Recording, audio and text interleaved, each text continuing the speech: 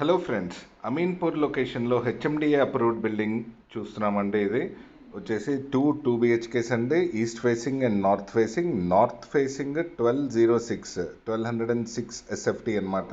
ఇప్పుడు మనం చూస్తున్న ఫ్లాట్ వచ్చేసి చాలా మంచి వెంటిలేషన్ ఉందండి. చాలా బాగుంది, చాలా స్పేషియస్గా ఉన్నాయి రూమ్స్ కూడా. అన్ని షెల్ఫ్స్, అన్ని వర్క్స్ కూడా అయిపోయాయి అనమాట. కంప్లీట్గా రెడీ టు ఆక్యుపై ఉంది.